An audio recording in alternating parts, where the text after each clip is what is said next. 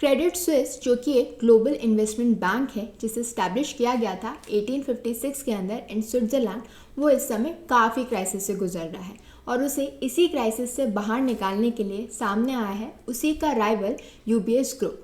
जो UBS group है वो स्विट्जरलैंड का सबसे बड़ा बैंकिंग ग्रुप है और उसने अग्री किया है कि वो एक्वायर करेगा क्रेडिट स्विस को फॉर $2 बिलियन और ये एक हिस्टोरिक गवर्नमेंट ब्रोकर डील होगी।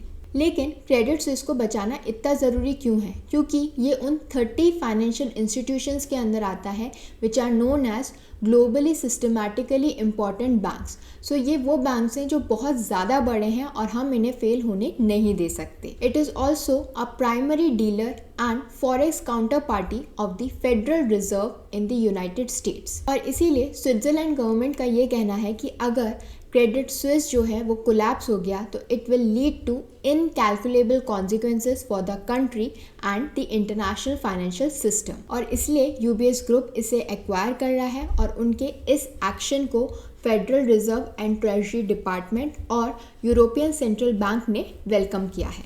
लेकिन ये 167 ईयर ओल्ड बैंक जो कि ना सिर्फ स्विट्जरलैंड के लिए बल्कि पूरे वर्ल्ड के लिए इतना इम्पोर्टेंट था, वो इस तरीके के कोलैप्स तक आके पहुंचा कैसे? वो क्या हुआ, क्या कंडीशंस थी जिसकी वजह से इसका कोलैप्स हो गया? इसके बहुत सारे रीजंस हैं, चाहे वो टॉप मैनेजमेंट चेंजेस हो या फिर $multi billion लॉसेस। और लास्टली इन सब से उभरने के लिए जो उनकी स्ट्रैटेजी थी वो बिल्कुल भी काम नहीं कर रही थी। इस कोलैप्स की जो कहानी है वो स्टार्ट हुई थी 2021 से, जब क्रेडिट स्विस के जो शेयर्स हैं वो कम होने शुरू हो गए थे और इसका रीज़न था वो losses which were associated with the collapse of investment fund Archegos and Greensill capital. और इसके बाद जनवरी 2022 के अंदर एंटोनियो जो कि चेयरमैन थे इस बैंक के, उन्हें रिज़ाइन करना पड़ा फॉर ब्रीचिंग कोविड-19 रूल्स। और ये रेजिग्नेशन उन्हें देना पड़ा just 8 months after when he was hired to fix this ailing bank. इसके बाद जुलाई के अंदर नए सीईओ और रीस्ट्रक्चरिंग एक्सपर्ट अल्ड्रिक कॉर्नर को अपॉइंट किया गया, लेकिन वो भी फेल हो गए to win over the investors. और इसी की वजह से एक र्यूमर स्टार्ट हुआ that this bank is about to fail. और इसी र्यूमर के चलते क्रेडिट स्विस ने ये कंफर्म किया उनके काफ़ी सारे क्लाइंट्स से मिलके $119 बिलियन का जो फंड है वो पुल आउट कर लिया है, जिसकी वजह से बैंक को काफ़ी लॉस हुआ है, अराउंड 7.29 बिलियन स्विस फ्रैंक्स। और इसी सब क्योस के चलते जो क्रेडिट स्विस बैंक है it has lost around 75% value of its shares in last 12 months। तो अब हम ये तो समझ गए कि ये सारा कोलैप्स की जो कहानी है वो स्टार्ट कहाँ से हुई। अब हम समझ लेते हैं इस हिस्टोरिक डील के बारे में जिसकी वजह से क्रेडिट स्विस जो है उसे बचाया जा रहा है, इस बैंक को बचाया जा रहा है, जिसमें गवर्नमेंट और यूबीएस ग्रुप का काफ़ी बड़ा रोल है। ये जो डील है ये एक ऑल शेयर डील है जिसके अंदर जो स्विस बैंक है वो पे कर रहा है $3.3 बिलियन अपने राइवल को, which includes extensive government guarantees and liquidity provisions. अगर हम क्रेडिट स्विस के शेयर की बात करें तो इनका जो शेयर की जो प्राइस थी it peaked in 2007 and the price पर शेयर हैज़ डिक्लाइन टू 99% अगर हम 2007 से कंपेयर करें।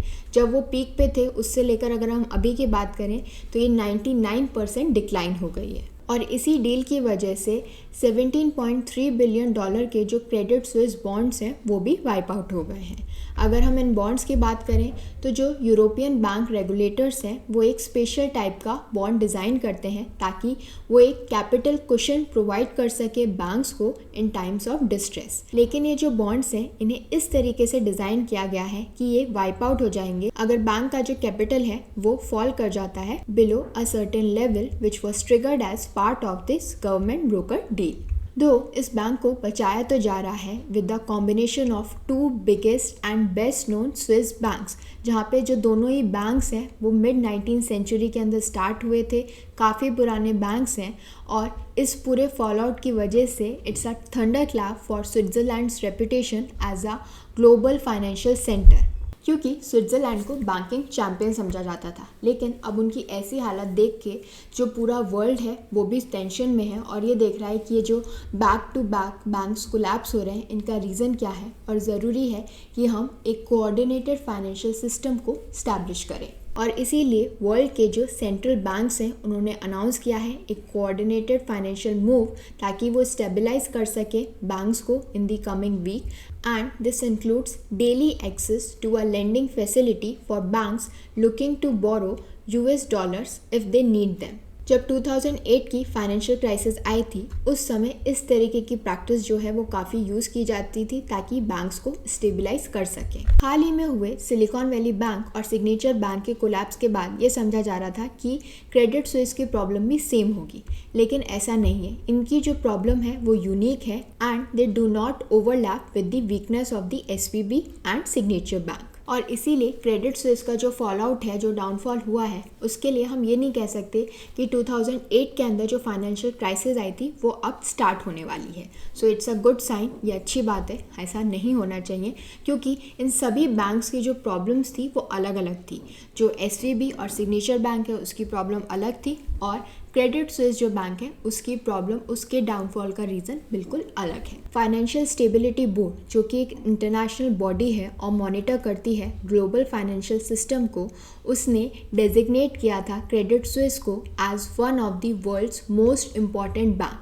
इसका मतलब ये है कि रेगुलेटर्स भी ये बिलीव करते हैं कि अगर ये बैंक फेल हो गया तो इससे पूरा जो फाइनेंशियल सिस्टम है ना सिर्फ स्विट्ज़रलैंड में बल्कि अराउंड द वर्ल्ड वो बिल्कुल कोलैप्स हो जाएगा, like what happened 15 years ago in case of Lehman Brothers. तो लेट्स सी कि ये जो डील है वो क्रेडिट स्विस बैंक को कैसे बचाती है। लेकिन अब हम बात कर लेते हैं हमारे इंडियन पर्सपेक्टिव की, क्योंकि इंडिया के अंदर भी बहुत सारे फॉरेन बैंक्स हैं। ये दोनों ही बैंक्स ने अपने आप को इस्टेब्लिश किया था इंडिया के अंदर। तो अब इस पूरी डील का इंडिया में क्या असर पड़ेगा? क्या इंडिया के अंदर भी ये दोनों बैंक साथ में काम करने वाले हैं? अगर हम UBS की बात करें तो UBS ने बैंकिंग लाइसेंस लिया था RBI से इन 2009, लेकिन 2013 तक उन्होंने वाइंड अप भी कर दिया था। और ये डिसीजन जो उन्होंने लिया था ताकि वो एग्जिट कर सकें इंडियन बैंकिंग को, ये काफ़ी हद तक लिंक था to the broader global move which was driven by stricter capital requirements, क्योंकि RBI की जो रिक्वायरमेंट्स थी वो काफ़ी स्ट्रिक्ट हो गई थी because of the coming of the Basel III norms. ये जो norms थे they were forcing a number of foreign banks to curtail their operations in markets like India and also pare down their investments in Indian companies. और इसीलिए UBS उन पहले बैंकों में से एक है जिसने completely exit कर दिया था इंडियन बैंकिंग सिस्टम को। दूसरी तरफ अगर हम क्रेडिट स्विस की बात करें तो क्रेडिट स्विस ने अपना लाइसेंस लिया था रिजर्व बैंक ऑफ इंडिया से in 2013 to establish a branch in Mumbai. इसके पास इस समय 20,000 करोड़ रुपीस के एसेट्स हैं, यानी अगर हम फॉरेन बैंक की कैटेगरी में डालें इंडिया के अंदर तो it is on the 12th position. Credit Suisse की इंडिया के अंदर एक ही ब्रांच है और ये 12th लार्जेस्ट फॉरेन बैंक है with 1.5% share in foreign banks assets and 0.1% in sector assets. और इसके अंदर से जो 70% एसेट्स हैं वो G-Secs हैं, यानी वो शॉर्ट टर्म है एंड हैव 0 NPLs। अगर हम बोरोइंग्स की बात करें तो इंडिया के अंदर जो उनकी बोरोइंग्स है उसकी 73% टोटल लाइबिलिटीज़ है और 96% जो बोरोइंग्स हैं they have a tenure of up to 2 months। But अब आप लोग कंफ्यूज हो गए होंगे क्योंकि UBS तो इंडिया के अंदर बंद हो गया है और जो क्रेडिट स्विस है वो अभी भी है। तो क्या ये लोग इंडिया के अंदर कोलैबोरेट करेंगे? क्या ये डील इंडिया के अंदर भी वर्क करेगी? तो मैं आपको बता दूं कि UBS जो ग्रुप है वो अभी भी Securities and Exchange Board of India से रजिस्टर्ड है और होल्ड करता है membership in the National Stock Exchange and the Bombay Stock Exchange. UBS अभी भी प्रोवाइड करता है corporate, institutional and wealth management clients with expert advice और इंडिया जो है वो one of the technology hubs है UBS का with a sizeable workforce. So ये जो दोनों फर्म्स हैं वो इंडिया के अंदर प्रेजेंट हैं इन वन फॉर्म और दी अदर। लेट्स सी अब फ्यूचर में क्या होता है, जो क्रेडिट स्विस बैंक है उसका क्या होता है। I hope this information was helpful to all of you. Please do like, share and subscribe to my channel. Thank you.